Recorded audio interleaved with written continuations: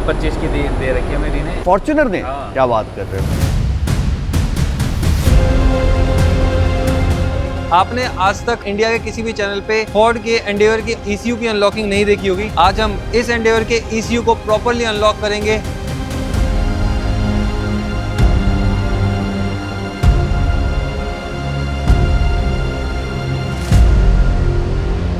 कल हमने एक एंडेवर ट्यून की थी, वो 3.2 लीटर्स थी। आज ये हम फॉर्च्यूनर ट्यून कर रहे हैं। सेम कस्टमर की गाड़ी है। एंडेवर के बाद आज उनकी फॉर्च्यूनर हम स्टेज 2 ट्यून कर रहे हैं। एंडेवर हमने स्टेज 1 ट्यून की थी, तो अभी इसका पूरा डेटा हम रीड कर रहे हैं और उसके बाद इसमें स्टेज 2 का मैप डालेंगे। अब इसमें हम ना कोई भी कस्टम एग्जॉस्ट या एयर फिल्टर चेंज नहीं कर रहे हैं। इफ़ एट ऑल अभी तक तो यही प्लान है कि हम इसमें कुछ भी नहीं चेंज कर रहे, बट स्टेज 2 ट्यून के बाद भी ना ये गाड़ी नेक्स्ट लेवल परफॉर्मेंस इस गाड़ी का आएगा, क्योंकि इंजन बहुत बड़ा है और जो परफॉर्मेंस आना चाहिए ना टोयोटा से उस हिसाब से ट्यून नहीं है। देखो यही 2.8 लीटर जो इंजन है ना, वो इसके पहले वाले जो जनरेशन था, मतलब इसके पहले जो अभी का जनरेशन से पहले वाला था जिसमें लाइट डिफरेंट थी, उसमें 170 PS पावर निकालती थी और इसमें ये गाड़ी 204 या 201 bhp पावर निकालती है। तो इंजन सेम है, बस ट्यूनिंग अलग अलग है। बहुत लोगों को ये कन्फ्यूजन होता है, यार मेरा इंजन ख़राब नहीं हो जाएगा, मेरे इंजन में कुछ प्रॉब्लम तो नहीं आएगी। भाई मैं एग्जांपल हूँ आपके सामने। मेरी अगर आपने मेरे मेन चैनल पे वीडियो देखी होंगी, मैंने इतने एक्सट्रीम कंडीशंस पे, इतने एक्सट्रीम टेम्परेचर एंड एल्टीट्यूड पे गाड़ी को टेस्ट किया है। पहाड़ों पे, हाईवेज पे, नॉर्मल स्लश वाले रास्ते पे, गाड़ी के परफॉर्मेंस में या इंजन में कहीं भी आज तक कोई इशू नहीं आया, कहीं भी। इनफैक्ट मेरा जो ड्राइविंग कंफर्ट, ड्राइविंग प्लेजर है ना, वो नेक्स्ट लेवल तक इंक्रीज हुआ है। तो फिलहाल इस गाड़ी को भी आज ट्यून करते हैं। 4-5 गाड़ियाँ अभी लाइन में हैं जिसको आज हमें ट्यून करना है और हमारे पास टाइम लिमिटेड है। हमने बहुत सारी गाड़ियाँ ट्यून की, बहुत सारी, मतलब एक दो नहीं, बहुत सारी। और सबसे फॉर्च्यूनर हाल है क्योंकि इनका ECU अनलॉक्ड रहता है ना। इसमें डेंसो का ECU है। आपने नई वाली फॉर्च्यूनर जो आप ये देखी है, जो हाइलेक्स अभी आई है, वो अभी हमारा 3-4 दिन में वो शिपमेंट आ जाएगा। हाँ, मैंने डाली थी। हाँ, मैं बस उसी का वेट कर रहा हूँ। वो शिपमेंट आते के साथ ही ना, मतलब वो सारी चीज़ें उस पर चेंज हो जाएगी। वो नई उसका अप्रोच और डिपार्ट एंगल भी चेंज हो जाएगा। तो मैं अपनी फॉर्च्यूनर को अभी वही करूँगा। प्लस इसमें एक इसका टेल लाइट आता है स्मोक, वो बहुत अच्छा लगता है। जो पीछे ना, ये आज की हमारी तीसरी गाड़ी है जिसको हम स्टेज 2 ट्यून कर रहे हैं। और फॉर्च्यूनर, हाइलेक्स ट्यून करना ना, इनफैक्ट क्रिस्टा भी बहुत इजी होता है क्योंकि इसका जो ECU है वो डेंसो का ECU है और जो इसका ECU अनलॉक्ड आता है, तो उस पर ना हमें काम करने में ज़्यादा कन्वीनियंस होता है। सेम चीज़ अगर BMW, मर्सिडीज़, एंडेवर और इन सब चीज़ों में भी हो जाए ना, तो भाई फिर तो मतलब बहुत लोग जो सोच रहे हैं ना वो करवा लेंगे। क्योंकि अभी क्या है ना कि इन गाड़ियों का ECU ना हमें इटली भेजना पड़ता है। जैसे BMW, मर्सिडीज़, आपकी जिसके भी ECU लॉक्ड है, रेंज रोवर, ठीक है, डिफेंडर के भी ECU जैसे लॉक्ड आते हैं, तो उसको ना अनलॉक करने के लिए हमें इटली भेजना पड़ता है। इटली से वो अनलॉक होके आता है और फिर हम यहाँ पे उसमें कस्टम मैप्स डालते हैं। बट आइडियली ये कंपनी, अच्छा महिंद्रा का भी जो ECU आता है, महिंद्रा लॉक नहीं करती है, वो बॉश लॉक करके देता है। तो ये बहुत टेक्निकलिटी है, मतलब इसमें एनीवेज आपको मैं क्यों ही बता रहा हूँ, बट मैंने ऐसे मन में आया तो मैंने बता दिया कि भाई बॉश लॉक करके दे रहा है उसको ECU को। बाकी आज मैं सोच रहा हूँ अपने एक चैनल पे एक वीडियो शूट करूँगा। बहुत लोगों के दिमाग में ना ये क्लैरिटी नहीं है। बहुत लोग आज भी ये सवाल पूछते हैं कि यार मैं ट्यून कर लूँगा तो मेरा तो एवरेज गिर जाएगा, मतलब क्योंकि गाड़ी ज़्यादा पावर निकाल दे तो मेरा तो एवरेज ड्रॉप होगा। तो आज मैं अपनी गाड़ी को, मैंने वापस से इस पर हम कुछ कर रहे थे, ठीक है, कुछ अलग सा कर रहे थे, तो मैंने कहा नहीं, आज ये वीडियो मैं शूट करूँगा और होपफुली इस चैनल पे ही पोस्ट कर दूंगा और अपने वाले जो मेन चैनल है एक्सप्लोर द अनसीन 2.0 उस पर भी करूंगा। और दूध का दूध पानी का पानी हो जाएगा कि stage 2 tune, custom exhaust, custom मतलब full system exhaust and performance air filter डालने के बाद क्या, कितना मेरा पावर तो मैंने ऑलरेडी दिखा दिया, कितना मेरा एवरेज कम हो रहा है या एवरेज सेम हो रहा है या एवरेज बढ़ रहा है।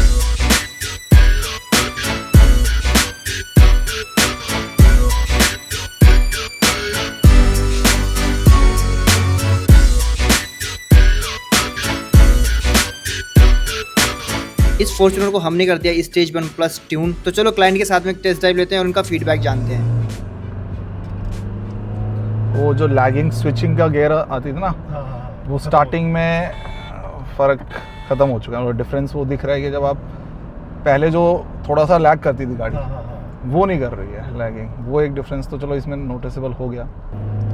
इंजन काफ़ी दोबारा लाउड हो गया, क्या मतलब फुल पावर ले रहा है इसलिए, दैट्स वाई वो साउंड डीजल इंजन की है। दोबारा एंडेवर का जो इंजन है पावर और लैग नहीं था, मतलब अगर आपके पास ये दोनों मॉडल्स हैं, if you having both SUVs, तो वो बोलेगा मेरा एंडेवर ज़्यादा मेरे से फेवरेट है, मेरी ज़्यादा प्यार है as compare to Fortuner. But अब ये ट्यून होने के बाद ये नहीं डिफरेंस कर पाओगे बंदा कि हाँ कि एंडेवर और फॉर्च्यूनर पावर में डिफरेंस आ रहा है, तो मतलब एंडेवर भी 3.2, हाँ ये हो सकता है, फॉर्च्यूनर 3.2 हो गया एक तरीके से, द सेम पावर एंड जो बेसिकली पावर जनरेट कर रही है बेसिकली बिल्कुल एंडेवर के बराबर है। तो मतलब दोनों की जो कार का था ना, अभी ये बोलते हैं कंपेरेबल नहीं है, वो नहीं है, अब बिल्कुल खत्म है, वो कंपेयर किया सब कुछ बराबर, उससे ऊपर ही हो गया एक तरीके से कार।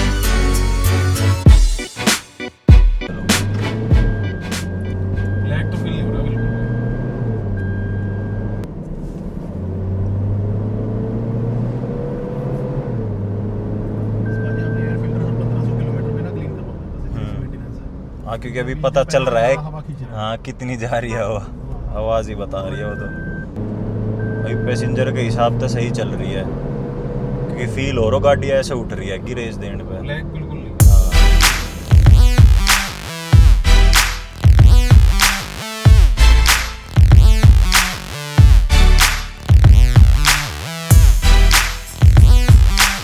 आप सभी लोगों को पता होगा कि फॉर्च्यूनर कितनी ज़्यादा रिलायबल एंड अपने रगडनेस के लिए जानी जाती है। साइड बाय साइड ये एक और चीज़ के लिए जानी जाती है, वो है इसकी रॉ पावर, जो ऑलरेडी स्टॉक फॉर्च्यूनर में आती है। बट हमने इस पर्टिकुलर फॉर्च्यूनर को स्टेज 2 ट्यून करके इसमें exhaust, complete full system exhaust with air filter डाल के इस गाड़ी की पावर को कंप्लीटली अनलॉक कर दिया है। एंड फॉर्च्यूनर के कंपैरिजन में एक और ब्रांड था जो अब इंडिया से तो जा चुका है, लेकिन लोगों के दिल और दिमाग में अभी भी बसा हुआ है। हम बात कर रहे हैं फोर्ड की एंडेवर की, जो आज हमारे पास रिसीव हुई है ट्यूनिंग जॉब के लिए एंड अनलॉक करने के लिए ECU को। आपने आज तक हमारे इस चैनल पे या फिर इंडिया के किसी भी चैनल पे फोर्ड के एंडेवर की अनलॉकिंग, ECU की अनलॉकिंग नहीं देखी होगी। आज हम इस एंडेवर के ECU को प्रॉपरली अनलॉक करेंगे एंड इसको करेंगे स्टेज 2 ट्यून। स्टॉक में 2 लीटर जो एंडेवर आती है उसमें 170 bhp आता है एंड 420 न्यूटन मीटर का टॉर्क आता है।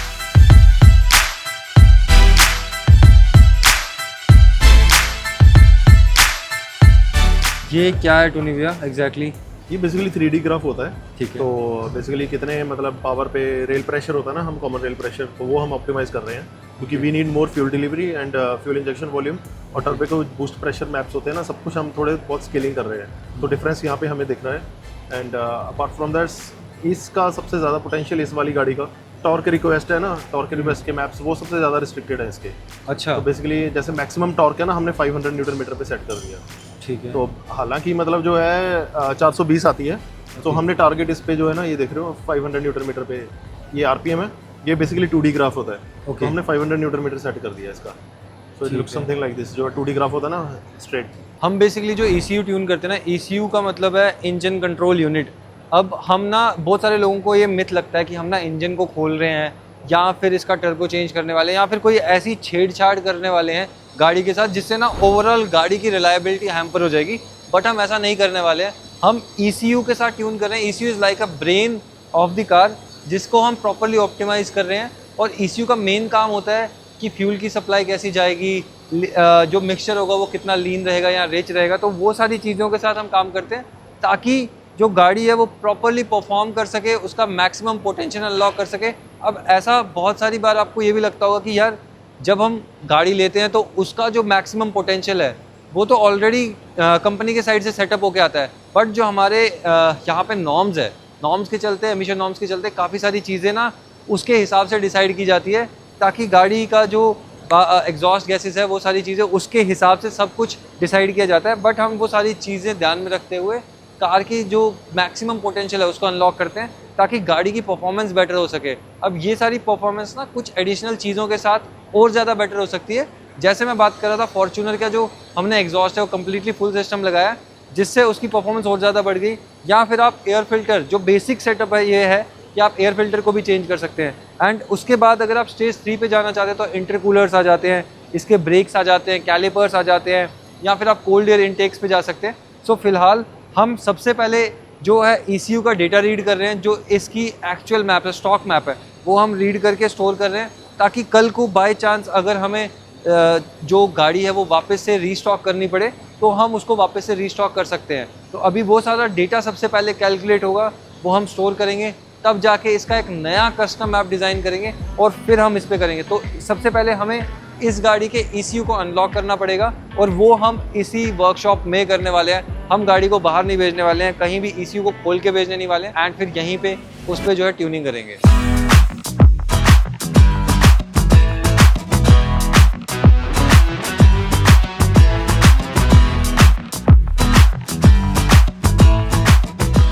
एयर फिल्टर चेक करना होता है ना बेसिकली। जैसे कल एंडेवर आई थी ना हमारे पास परसों 3.2 बिल्कुल ही चोक था उसका एयर फिल्टर। हाँ मैंने देखा था। हाँ वैक्यूम क्लीनर से नहीं जैसे निकलते होते फिल्टर, हाँ। उसमें मारे जा रहे हवा हम निकले जा रहे तो उसका चोक था। तो ये हमें बहुत मतलब ना चेक करना पड़ता होता है, और ये 1500 किलोमीटर पे कस्टमर को बता देना कि क्लीन कर रहा है, क्योंकि अभी इंजन क्या ना पहले से 25% ज्यादा एयर ड्रॉ करेगा।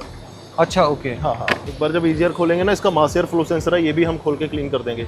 ओके थोड़ा ब्रेक क्लीनर मार देंगे इस पे ना। ठीक है। सो अभी हम साइड बाय साइड जो है ट्यूनिंग का प्रोसेस रन कर रहे हैं, एंड इस ट्यूनिंग में हम basically fuel delivery, boost pressure and even torque limiters, जो ये सारी चीज़ें होती है ना सेफ्टी मेजर्स की, ये सारी सेफ्टी के साथ हम चीज़ें करते हैं और प्रॉपरली इनको कैलिब्रेट करते हैं ताकि इंजन जो है उसके साथ कोई भी प्रॉब्लम आगे चल के ना आए एंड वो प्रॉपरली रिलायबल भी रहे। मेन बेसिकली ये ऊपर देख भी सकते हो, मेन इंजेक्शन बेस मैप। तो इंजेक्शन की जो टाइमिंग होती है ना बेसिकली हम वो भी ऑप्टिमाइज कर सकते हैं। थोड़ी सी अगर एडवांस करनी है, रिटार्ड करनी है, हम यूजुअली एडवांस ही करते होते हैं, बिकॉज क्या है ना ये जो फोर्ड के इंजन हैं और टोयोटा के, they can handle up to मतलब जो है बढ़िया मतलब एडवांस 20 डिग्री तक ये एडवांस हैंडल कर सकते हैं। ओके। तो ये बेसिकली आपको, चलो मैं बेसिकली 3D ग्राफ ऐसे होता है, ये RPM है and this is newton meter. तो ये बेसिकली टाइमिंग होती है कि कितने, बेसिकली ये MS होती है माइक्रो सेकंड्स का टाइमिंग, ठीक है ना। तो हम इसको कितना एडवांस या रिटार्ड कर सकते हैं, तो हम पूरा डिसाइड कर सकते हैं। ठीक है। तो मेक श्योर कि ज़्यादा भी ना एडवांस करें, वरना इंजन नॉक मारना शुरू कर देगा। ओके। तो अभी हमने इसमें कितना सेटअप किया है? बेसिकली ये मैं दिखा देता हूँ। चलो मैं दिखा नहीं सकता नेचुरली, वो मेरा सीक्रेट है। Okay. ठीक है ना, कि कितने मैंने इंक्रीमेंट करा है। ठीक है ना, नेचुरली मतलब this is quite good enough कि चलो मैं मैप खोल के दिखा रहा हूँ, बट ये कुछ टाइमिंग्स होती हैं। ओके। तो ये जैसे ना ये देख सकते हो आप 1-2 डिग्री, तो ऐसे मतलब हम थोड़ा सा ना इसको स्मूदन आउट करना होता है। ठीक है। हाँ कर्व जो है ना, जैसे ये जो है कंटिन्यूस 480 न्यूटन मीटर पे ये पूरा जो है टाइमिंग, ये देख रहे हो इंक्रीज होती जा रही है। अभी यहाँ पे फ्लॉ क्या था, ये 5.58 था यहाँ पे। हाँ। अभी ये देख रहे हो 5.60 है, इसके बाद रिटार्ड है 5.58 है, फिर इंक्रीज हो रहा है। तो दैट मीन्स कि ये जो है ये नंबर यहाँ पे फ्लैट स्पॉट आने वाला है। ओके। तो ये मैन्युफैक्चरिंग डिफेक्ट्स भी होते हैं जो हम रेक्टिफाई करते रहते हैं। जैसे ये 5.6 है, 5.58 बढ़ना चाहिए था। हाँ बढ़ना चाहिए था, लेकिन ये बीच में रिटार्ड डिप आ रहा है। हाँ, 3700 RPM पे। तो ये हम इसको इंक्रीज करेंगे अभी थोड़ा, जैसे ये देख सकते हो आप, ये ड्रॉप है, ये ड्रॉप आ रहा है यहाँ पे। 4.64 थी, 4.62 आ गया, उसके बाद फिर 5.8, तो 4000 RPM पे एट 400 न्यूटन मीटर टॉर्क। तो टॉर्क मॉनिटरिंग सेंसर इसके ना अपना लगे होते हैं, तो वो सारा मॉनिटर करते हैं। तो ये हम मैन्युफैक्चरिंग डिफेक्ट्स भी हम रेक्टिफाई कर सकते हैं with the help of you.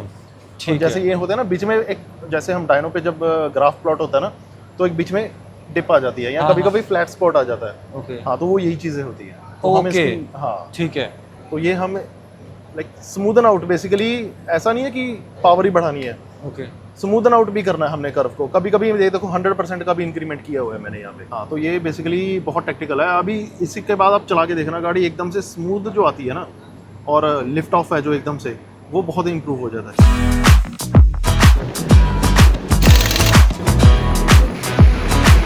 तो अब ये पूरा प्रोसेस हमने कंप्लीट कर दिया है। एक बार इसको लेके चलते हैं रोड पे एंड चेक करते हैं इसका डिफरेंस ऑफ ड्राइविंग। भाई हाँ ये तो है कि स्पीड तो जा रही है गाड़ी की। एवरेज चाहिए तो आपको 80-85 के बीच में 1400-1500 RPM। जहाँ RPM बढ़ेगा फ्यूल कंजम्पशन ज़्यादा होगा। मेरे में क्या हो रहा है कि पहले जैसे मैं पंजा टेकता था, RPM बढ़ता था 1, 2, 3 ऐसे करके। हाँ अब वो सीधा जा रहा है 2500 पे। हाँ तो क्योंकि RPM अब खुल गया ना, तो आप एक्सेलरेशन ज़्यादा बढ़ गई है ना, तो हाँ। एकदम से RPM शूट हो रहा है। तो वो आपको जो लैग फील होता था ना, ऐसा नहीं है। लोगों का ये मिथ है कि गाड़ी एवरेज नहीं निकाल, आप उसको प्रॉपरली चलाओगे तो एवरेज। अगर मैं पंजा फ्लोर कर, मैं तो मेरी 25 की दे रखी है मेरी ने, फॉर्च्यूनर ने। हाँ क्या बात कर रहे हो, देहरादून से लेके आए थे 80-85 में। 25 की कभी नहीं RPM जाने नहीं दिया था ऊपर मैंने। 25 नहीं सही आएगी, हुआ है, पंजा टेक हल्का सा टेक ही रखा था बस नाव के बराबर। 25 कभी नहीं आएगा पूछ सर। लो भाई से, वीडियो भी शायद, फोटो भी पड़ी हुई है। एक बार दिखाना।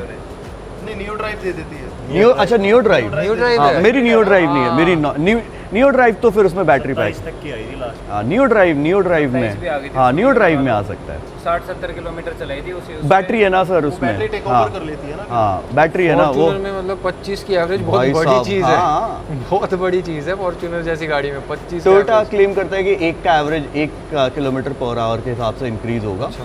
बट नियो ड्राइव यार बैटरी हाई, ये देखो ना हाइब्रिड अपनी ये कितनी देती है, अपनी हाई क्रॉस हाँ बहुत बहुत अच्छी देती है। बैटरी है ना जिसमें बैटरी, ये फायदा हो जाता है।